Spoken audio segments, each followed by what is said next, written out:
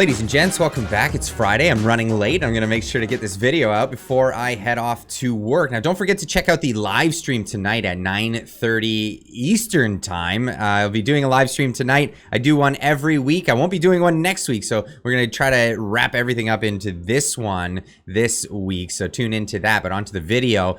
Today we're talking about Justin Trudeau and the fact that he has a hard time going anywhere in the country, and actually politicians in general are getting kind of nervous these days. We'll get into all of that in this video, but first this clip of Justin Trudeau. This is in Belleville. As well, his entourage came in for an event that they were doing, and they cut it short because a crowd of protesters that rocked up and were not very happy with them, to say the least. Many people are just not happy with Justin Trudeau in general. Well, I mean, the reasons are fairly obvious, but yeah, this is a situation in Belleville, Ontario that took place. Again, I'll leave links for all the things that I talk about in the description or in the pinned comment down below, but you can check out all of these for yourself after. Now, Justin Trudeau recently was on a radio show, actually CBC Radio of all places, and the host Stephanie asked him some prickly questions, and he was not too happy about it. And I really wanted to showcase this one because this is a story going back a while where his minister David Lametti, and Attorney General for Canada, had said some statements that he should have known better in saying, but it's one of these things, like politicians make promises that they don't deliver on, or they're making promises that are actually threats to what it is that holds the fabric of our society together. Which is the answer? Well, the question was proposed to Justin Trudeau, and well, he didn't want to answer it, and he wanted to just skirt the question, and he was actually not very happy with the fact that the interviewer here was not too keen on just letting this one slip.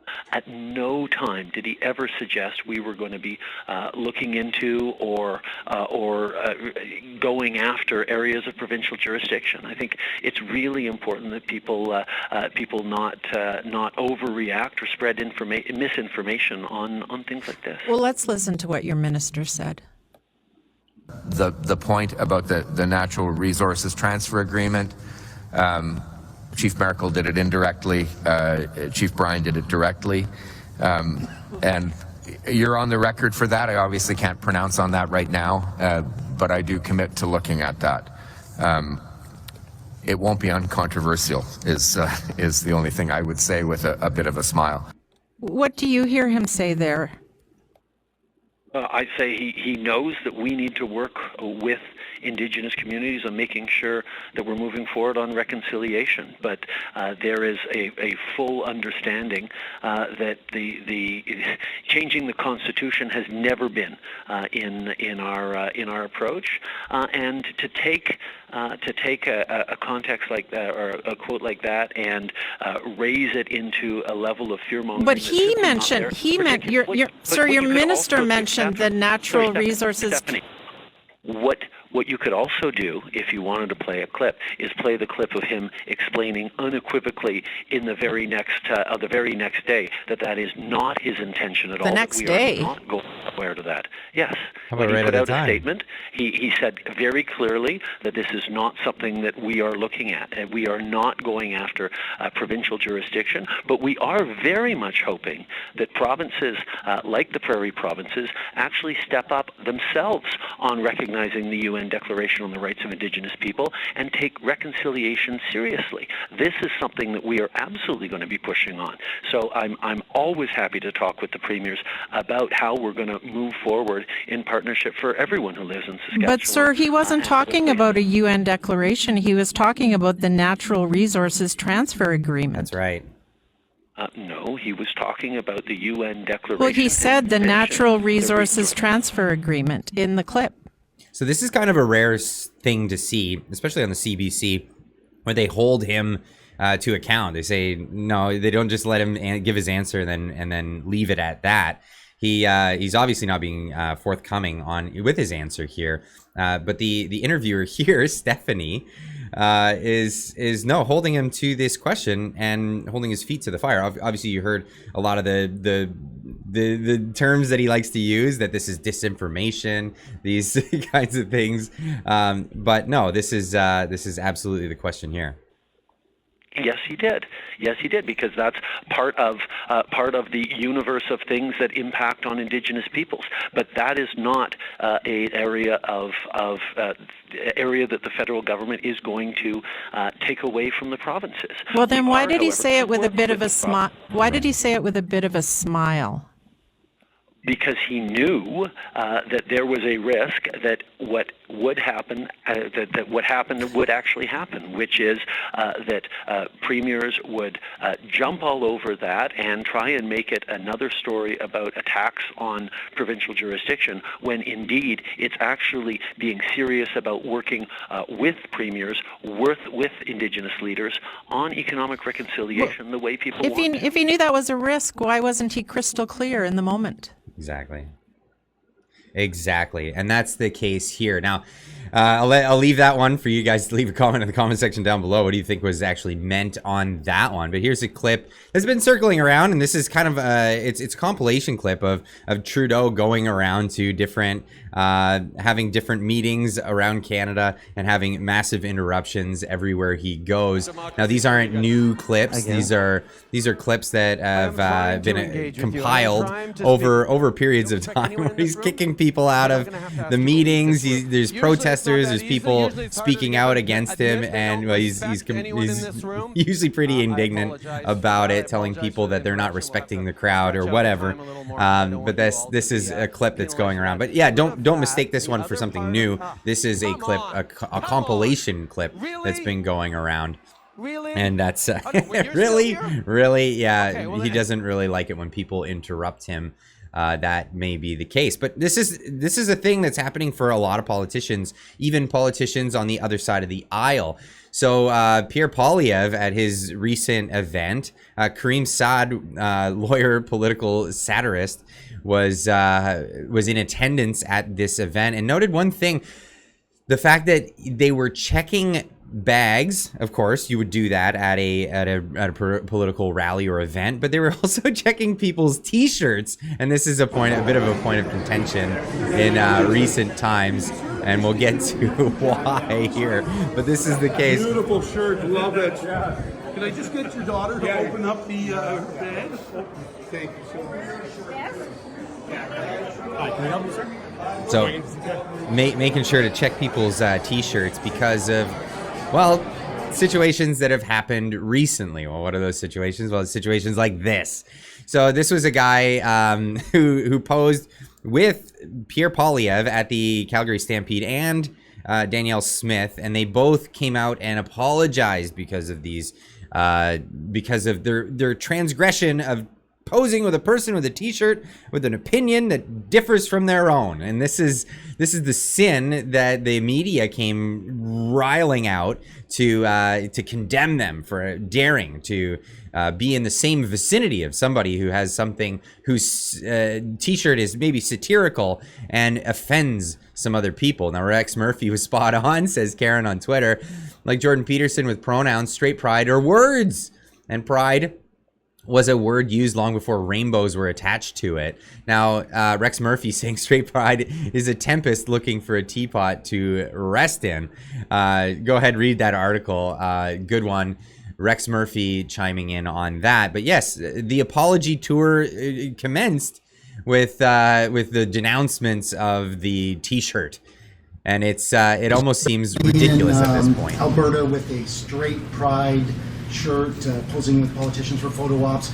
What do you say about that kind of messaging as people from the LGBTQ plus community are fighting for equality in Canada? I don't agree with that shirt. I don't agree with that shirt. That's fine.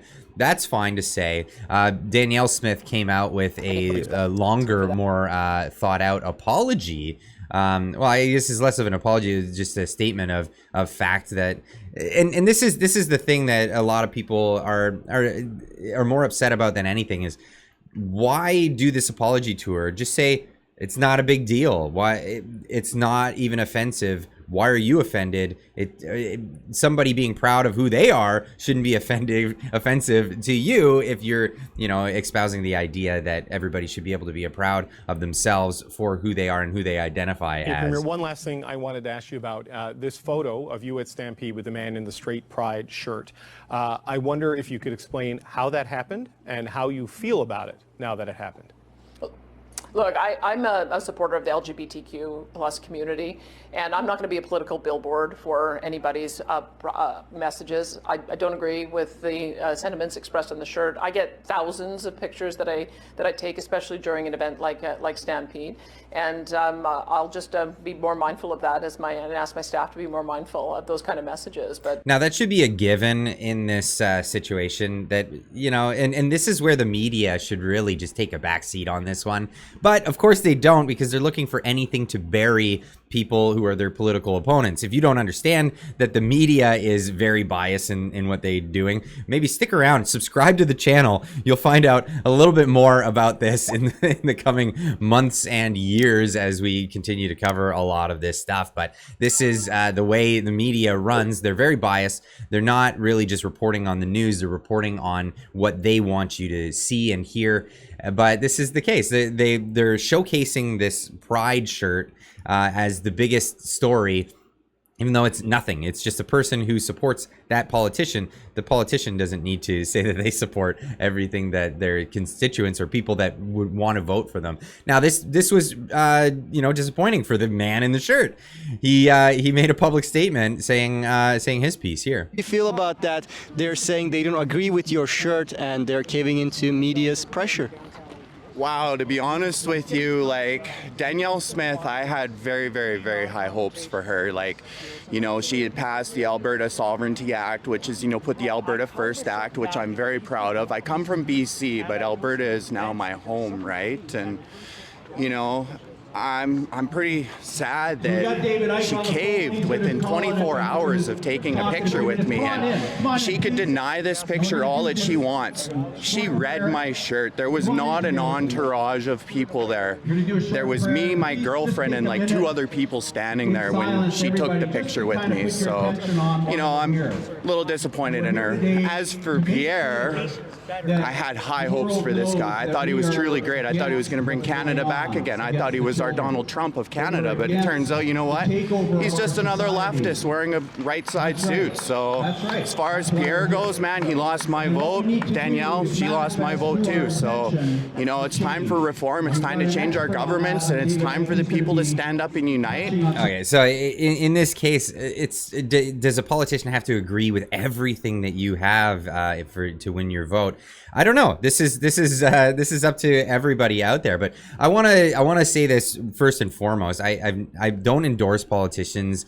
I haven't yet at all yet on this channel. I want people to vote for who they want to vote for, and I'm really not trying to pander to one side or the other. And I try to actually be critical of all the sides, including Pierre, who I've shown some support for on this channel, and the rhetoric that he says. But, you know, we have to understand that these people are politicians, and they're going to do what politicians do. I have had Maxime Bernier on the show, but then I've also railed against Maxime Bernier with some of the positions that he has. I would love to have Pierre or Danielle Smith on the show to talk about these things, if they would be willing to do so. I don't know. Things are very precarious at the moment with their way they're campaigning in this time.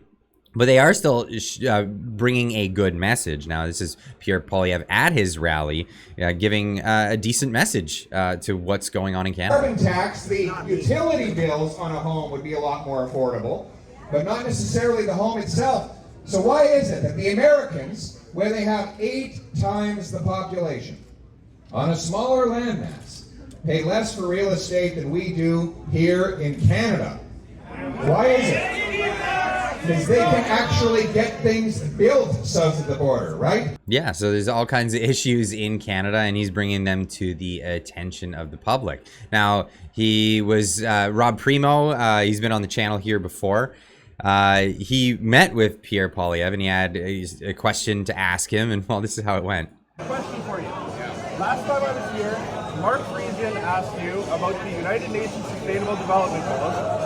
You said Do you they have a didn't? copy? No. You have a copy? Come on, tell me you still don't know. You should bring a copy. But you have voted for favor in the House of Commons. Here, let me clarify this for you. Yes, Okay? please Clarify this do. 100%. Because I want you on my team, man. I really do. Absolutely. Well, there's only two teams.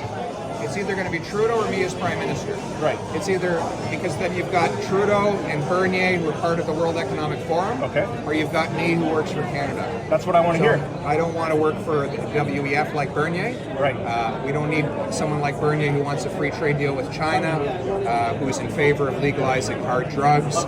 We don't need a guy who's just working day and night to keep Trudeau. So I'll leave this link in the description down below, but he doesn't answer the question. And this is true of politicians just in general. If you ask a hard question that, well, is why did you support a thing? If they're not going to answer the question.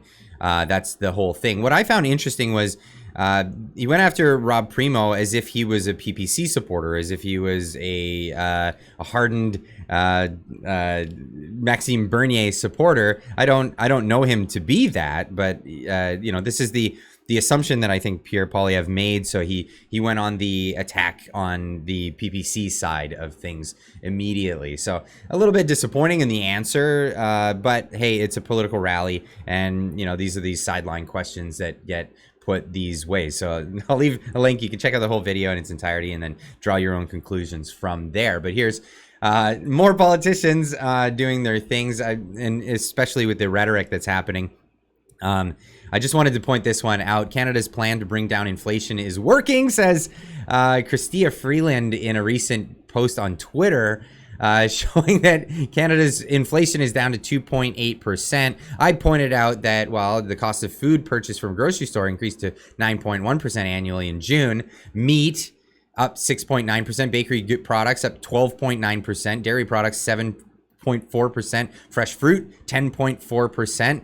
But things like that Canadians don't need as much, like cell phones, fell, bringing the CPI down. Now, if you go to the fact check, because there's community notes on this, somebody posted here saying CPI or inflation is calculated different between countries, making direct comparison between country figures misleading. For example, Canada and the US have different calculations which produce a higher inflation rate for the US. And this leads completely into what I was saying about how they flub the numbers by changing what is in the basket of goods on the CPI to get the nice numbers that make them feel good. But the it's the hair of the dog, it's the having a shot of whiskey on a hangover day.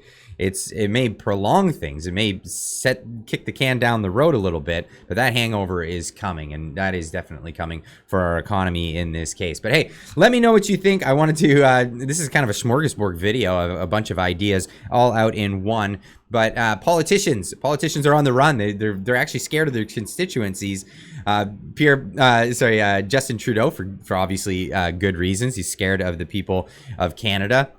But even Pierre Poilievre is being kind of squeamish about who he talks to, how he says things. Danielle Smith, obviously in the same boat. But how is it that they're going to get people to vote for them if they only pander to one side? But at the same time, are they even going to give address to any of the real conservative issues if they need to get the liberal vote? Hey, the question it can be answered in the comments down below. Leave a comment, and we'll see you tonight at 9:30 Eastern, 6:30 Pacific in the live stream. See you then, and keep on trucking.